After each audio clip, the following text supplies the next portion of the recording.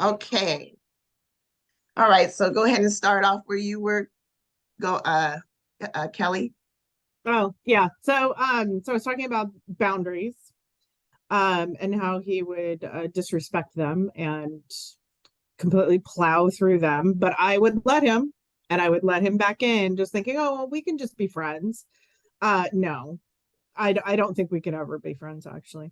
But I- it, the light at the end of the tunnel for those who are eyeball deep into this, because I've been there, um stick to your freaking boundaries. It will save your sanity. I won't say save your life, but maybe. But it will definitely save your sanity. Because I literally thought I was going insane a few times. Because he was very good at gaslighting, and he's kind of a narcissist and blah blah blah. But the good part of the twin flame whole scenario, Oh, there's Jacqueline. Sorry, I didn't mean to interrupt you, Jacqueline. Oh no, you're fine. The good part of it is it makes you look at yourself a lot.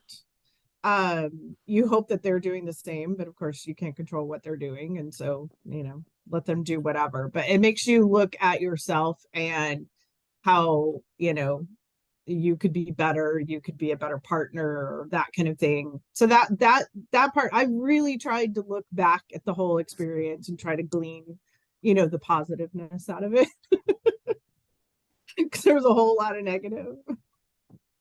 Yeah. To me, more negative than there is anything for me. It was just, to me, yeah. But Jacqueline, are you on? Can you hear us? I can see you. I see your picture, but the camera's not on. Yeah, sorry, I'm just trying to get situated, but yes, I'm here. Okay. So I just wanted to, while you're listening, right now, this is just a safe place for us to talk about, anybody that's been through the whole twin flame, journey. And, just to let other people that are going through it, know that there is life after twin flame and that people do overcome it. And, you are a prime example. Kelly just got done telling her story about what she had to go through and how she pulled through it. Tiffany as well, how she pulled through it. And I've watched you blossom and pull through it, and I feel like people need to hear this because there's so many twin flames out there in the twin flame community that hold on for 10, 20 years waiting for this person to come back, and their life is just passing them by. They're stuck in this vicious cycle. So I would love for you to tell your story about how you came across the whole concept twin flame and how it happened for you. And this is Kelly and Tiffany. You can't see, but she's there. And Yasmin and Monique. They're always. Hi, everyone. Hey there. Well, I had the pleasure of meeting Shannon. Was it 2018? I think so.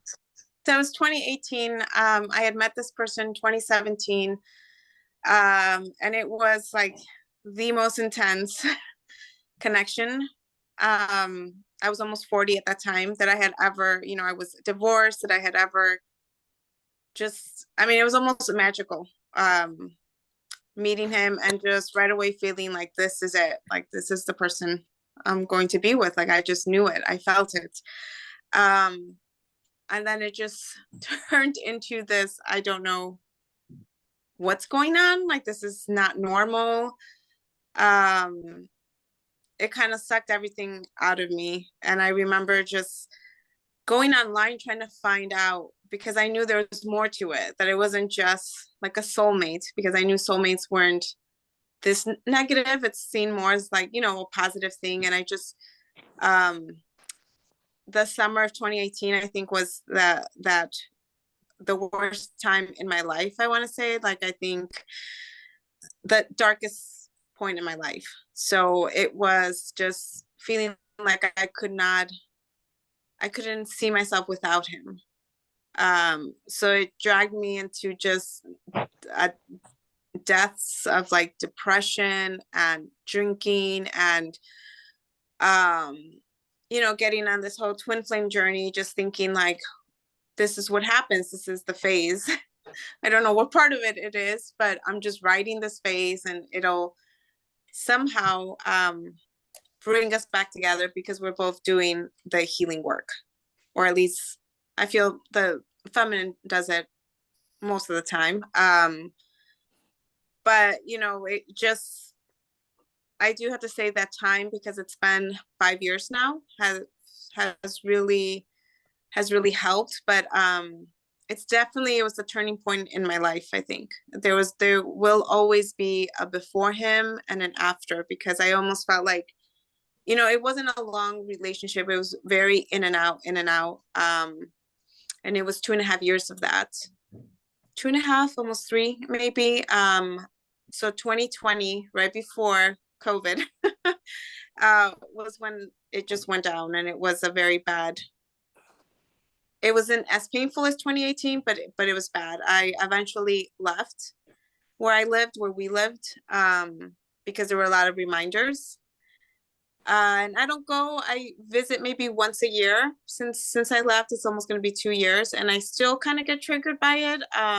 But I'm in a much better place. Like, I want to say, I'm not crazy about dating again. I've tried it. You know, it's hard on those apps. I feel like it's just leftovers or whatever. Yeah. You know, whatever you pick, and It's like Goodwill online shopping. pretty much. So I've been alone since. It's been years, I think, since I've connected with someone. And I try not to compare, because like you said, I feel like there's so much more negative that came out of it. But at the same time, it was like finding myself. So I do thank him for that. And I have not seen him since 2020. I know friends and my sister saw him, and it was more of like him trying to get away from them. So I think on some level there's an awareness of what he did, of you know, just the running away and the not being able to show up as what I needed him to be, and dragging me along for as long as he did. But I know that I have to I have to be accountable to for what I allowed. So I can't say that I don't think about him, because I still do. But there's never been like this, like, I hope he gets what he deserves. Sometimes I do know he's in a relationship now. So I think I'm in a much better place of knowing what I truly want and what I truly deserve. Yeah. It's so interesting. Just watching all of you guys just overcome it, you know, because I met you guys a while back, and then, you know, we were communicating back and forth like consistently, and then it just dropped away. It just fell. And that's when I knew, like, they're getting through it. Like, it's done. It's, you know what I mean? And I was just telling Kelly and Tiffany and Monique and Yasmin, like, at the time, even though I was helping others, I was still holding on for so long. And then non-duality happened. And when non-duality happened, oh God,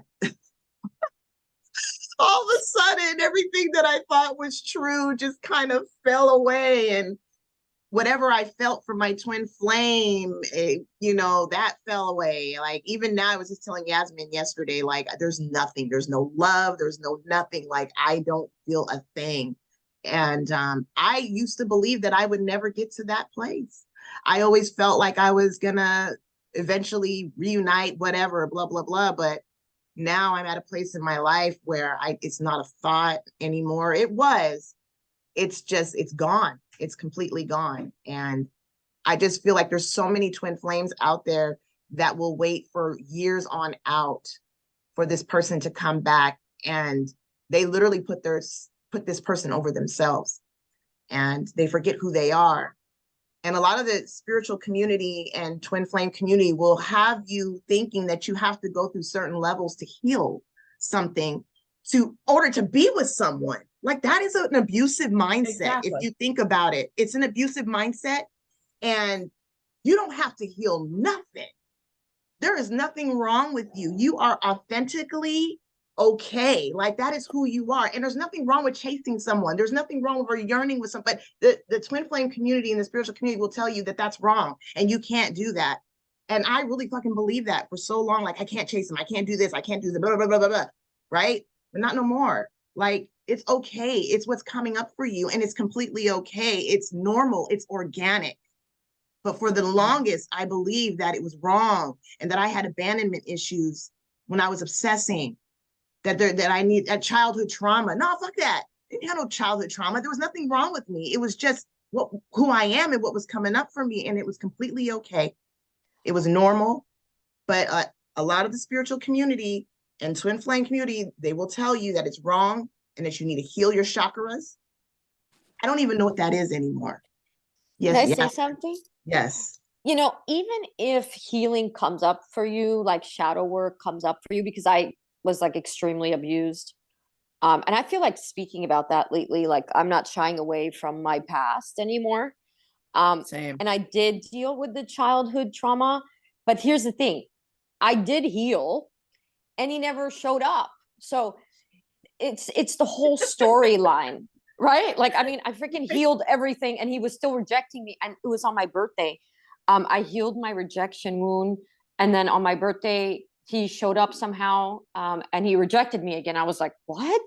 Like, he's just an asshole, you know? So I feel like the twin flame community talks to you about doing certain things so you can get them.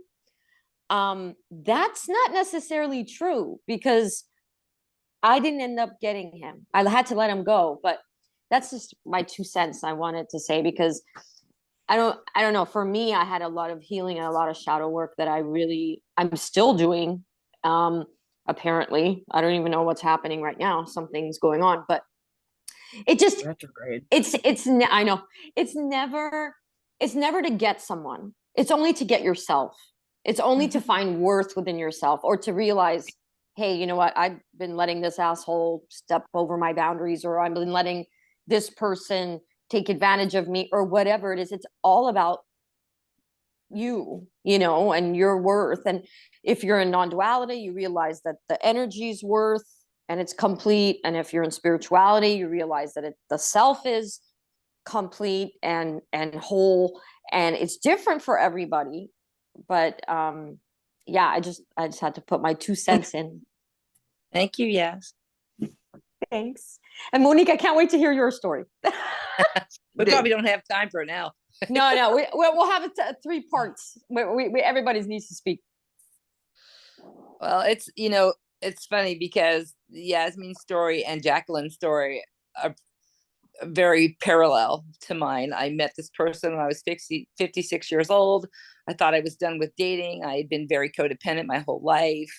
Always had to have a boyfriend, whatever. When I was finally done and wanted to work on myself, bam, guess who shows up.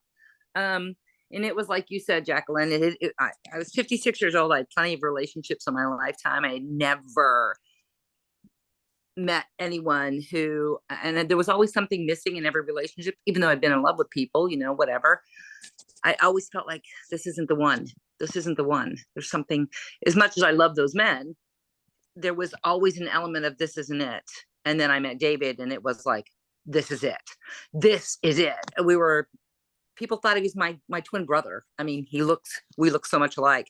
Same height, hand size, foot size, you name it. Like opposite crooked tooth on each mirror. Same dimples. Like, wow. It's true. She's telling you the truth because I sent Shannon a picture and she's like, holy shit. So, and it was magical. Like, and it was peaceful and zen and amazing. I had been more in love before, but I had never been so in tune with another human being in my life. And so he was long distance. He was my brother's best friend's brother. Who I knew my brother's best friend for years and never even knew he had a brother. That's how weird it was. But he messaged me on Facebook one day and I was like out on my paddleboard with my girlfriends and I'm like, who the fuck is this? And then I'm like, he's like, how you doing? I'm like, I'm fine. I'm like, who are you? And he goes, and apparently I had already accepted his friend request like 2 years before that. It's so weird. But anyway, he was like, I know your brother. And I'm like, yeah, my brother's a great guy. Anyway, I'm paddleboarding, so see ya. But then like, for some reason later on, I called my brother and I'm like, who is this weirdo? And he's like, it's Shane's brother. I'm like, oh. So then I went and looked at his picture and I'm like, oh my God, he looks like me. Not that I think I'm cute, but I thought he was. I'm like, oh my God, he's so cute. Then of course my whole idea of not dating anymore went out the window, and we started FaceTime videotaping. Anyway, eventually he moved in. He came down to be with me. And we were together 2.5 years with not one fight, nothing, perfect, happy, nothing, no narcissism, beautiful, relaxed, happy, I thought. Then the last couple of weeks, there was some minor bickering, and he was going home to Ohio to visit his family, and he broke up. We were engaged, and he broke up with me in a text message the next day. In a text message, ghosted. There was someone else. He had met a girl at work. And I mean, this is how it goes, though. And it was so unexpected. Like I had, you all had, sounds like the back and forth dynamic, because there's two. You were either going to get ghosted or back and forth. And I got the ghosting, which I think was probably in the, everything happens, unfolds the way it's supposed to. If David had come back and forth, I never would have got through it. I was completely like gutted. Like I went through the apparent dark night of the soul, like weird things physically. I lost 40 pounds in 8 weeks. I started chain smoking. I had never smoked. Like I smoked for 2 years. Like the first 2 or 3 months, I smoked 2 packs a day. It was insane. I was so completely destroyed. Yeah, it was like, I couldn't believe it was happening. I just couldn't believe that I couldn't believe it. Like that he was leaving. I couldn't believe that he left. I couldn't believe there was someone else. But whatever, it didn't matter. Like, because now, and that was 4 years ago, this month. But it took me for fucking ever. I cried for 15 months. I'm talking ugly cry, sobbing, losing my mind, almost lost my job, didn't know what was happening to me. I couldn't explain it. Like, what was happening, I had no idea. There was weird energetic things. He came back 2 times briefly, and then on the final time, when he came to get his motorcycle out of my shed, there was this like a feeling of the opposite end of a magnet. Energetically, I felt it. I felt like, and I didn't know about twin flames yet, but I felt like this pushing. I didn't know what it was. I felt magnetically a push that I could feel leaving my body toward him. And I'm like, and then I could feel like him pushing the other way. Like it felt like 2 magnets that there was no fucking way that they wanted to be together. Like I could feel the force, the field of whatever that was. And I remember after he left, and the last thing he said to me was, goodbye, I'll love you forever, as he rode off to his new girlfriend's house. But I just remember like coming inside and going, what the fuck was that? Like, what was that thing that felt like the opposite end of a magnet? And then I found my twin flame coach or whatever.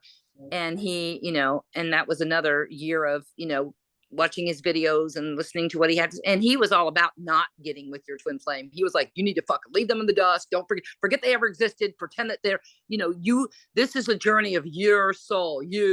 This is happening. He was a catalyst to your spiritual awakening, which to me, that's the exact experience that I had. So I still believe there is something for this.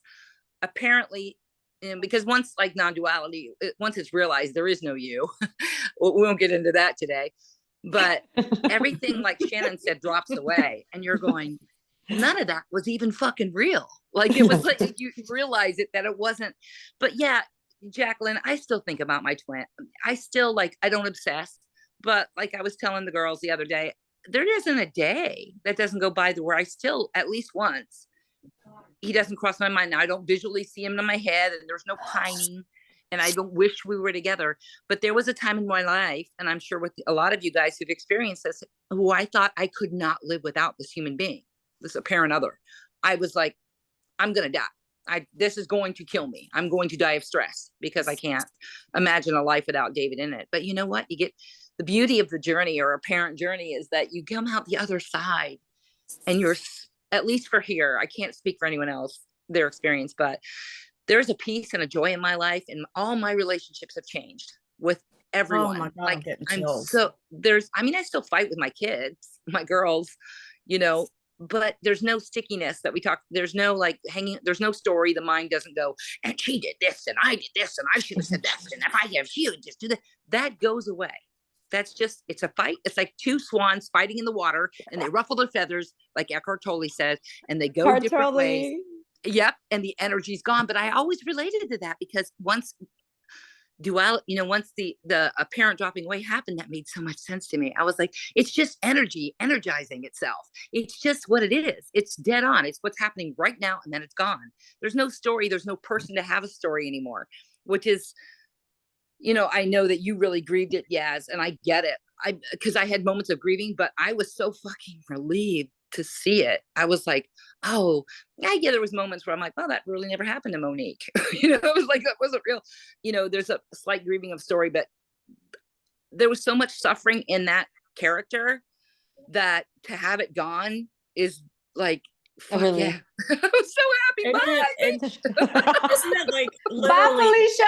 Yeah. I hear Oh. people talking about the rebirth and all that, and it's like literally people use the phrase like the phoenix rising and stuff like that. I mean, that's literally how I felt, once I got out of that, like you're talking about, Monique. It's like you wake up and you're like, yeah, oh my God, okay. that didn't work, but I feel like a fucking queen. Like I'm invincible and I don't need that. But boy, did I grow from that. I mean, like I can look back now with neutrality and, see, okay, I learned this lesson and this lesson and this lesson.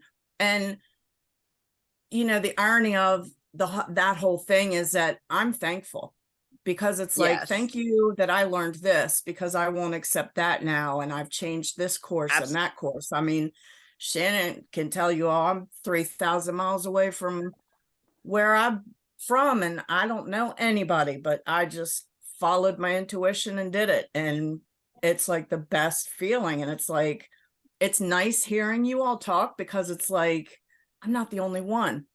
There's more people out here who went through this, who feel the same way, because you don't see this in the spiritual community, period. All they want to do is push that love and light narrative.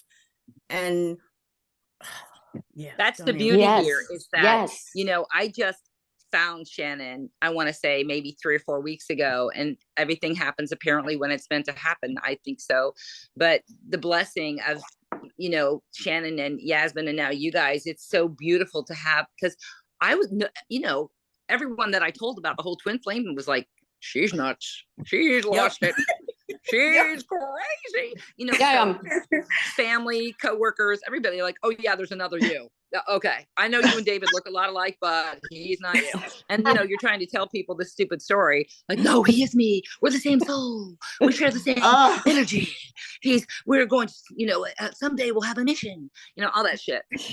Thankfully, when I met my coach, he was like, that's all bullshit. The only reason that you met this person was to have your spiritual awakening. If they didn't trigger your awakening, that's not your twin. He used to say that, but whatever. But yeah, that was the only catalyst. That's it. He's married. He married the girl like last year. Done. And that's okay because that was to be honest, my biggest fear. And I had to see it. I had to experience it because you got to love yourself. It happens naturally, but you know what I mean? You got to learn to love you. It's not about anyone else. I was going to say, it's so funny because now when I look back at me talking about we're one soul, and we're energetically pulled to all that shit, all that mumbo jumbo. Now, when I look back, I'm like, oh my God, like I would be at work telling my coworkers that, oh, we're one soul and we're going to come into union. I don't even remember. That's how bad it's like it's gone. It's fallen away. So I don't remember a lot of the stuff that I would talk about.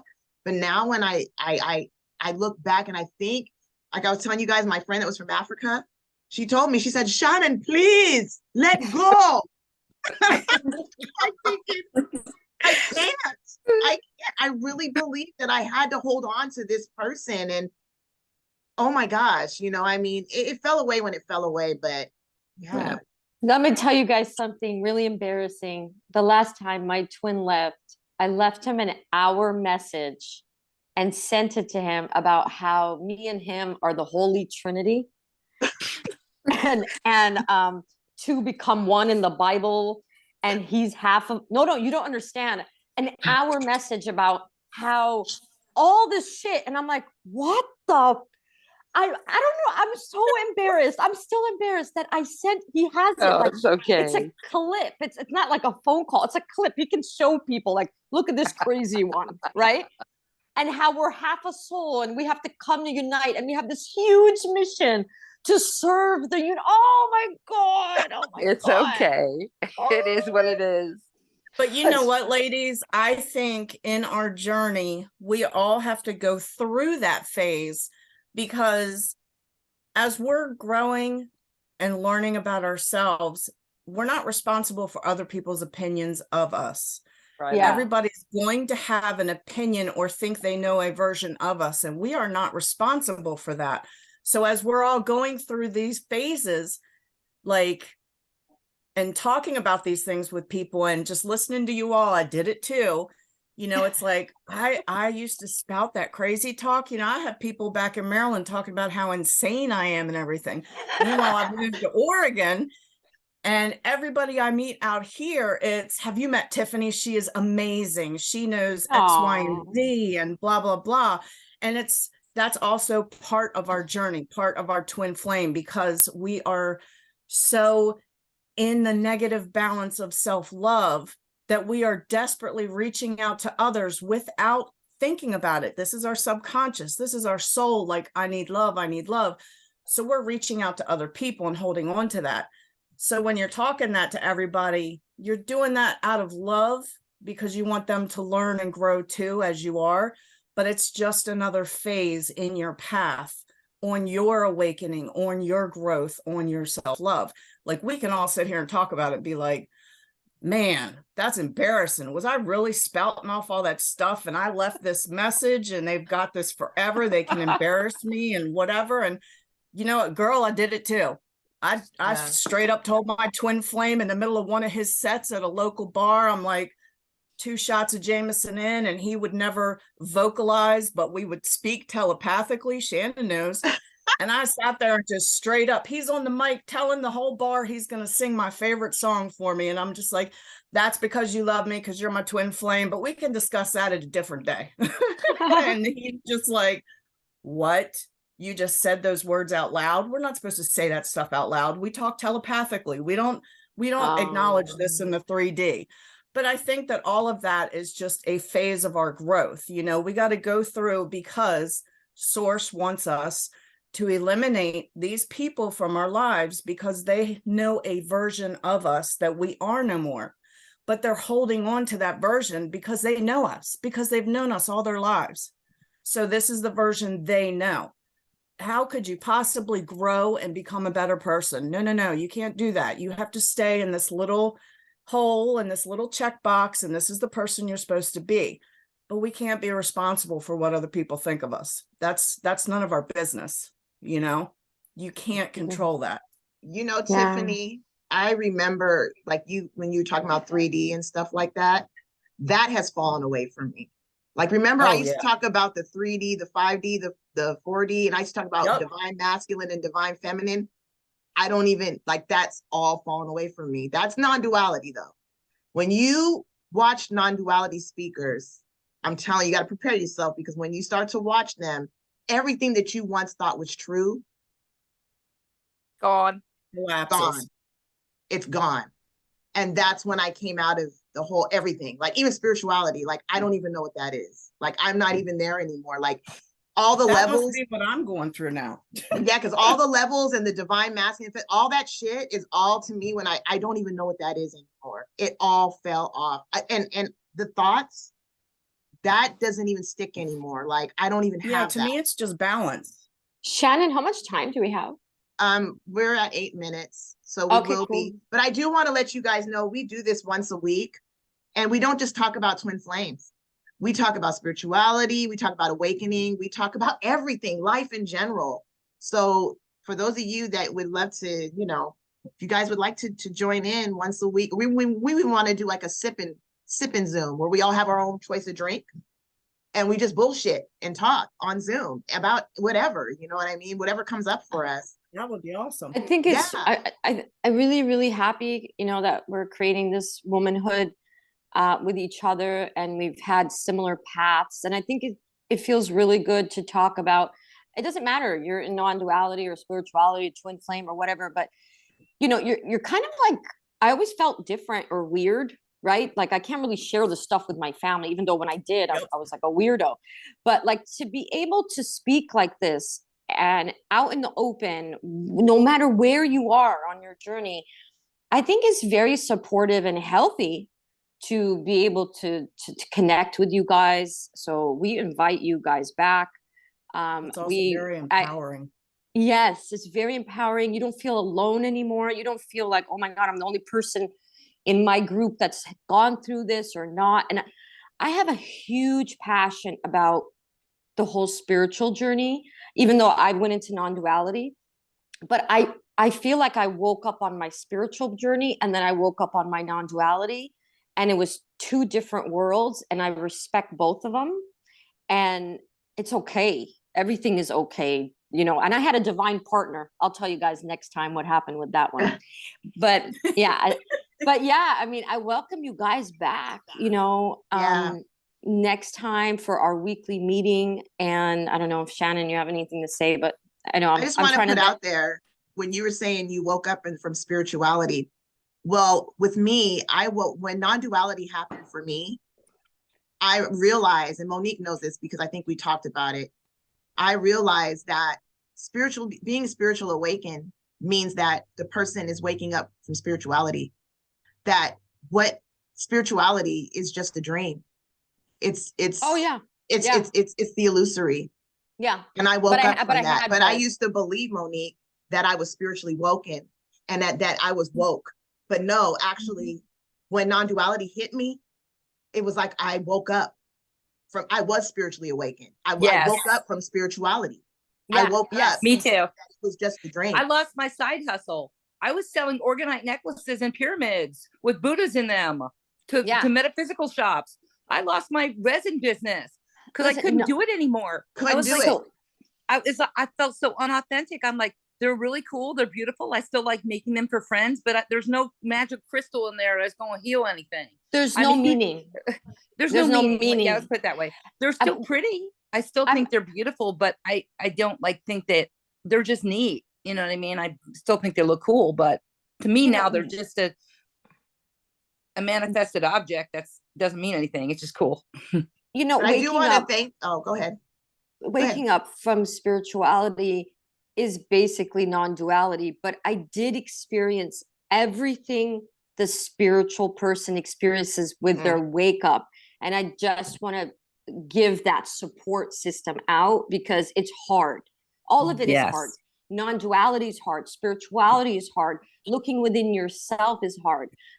Being able to create boundaries is hard. This is not just about this spiritual path, you know, it goes deeper, and that's what I really just wanted to put across. But anyway, Shannon, and this is a platform to talk about all of that. I mean, we're not, what do you call it, judging anyone, because it is what it is.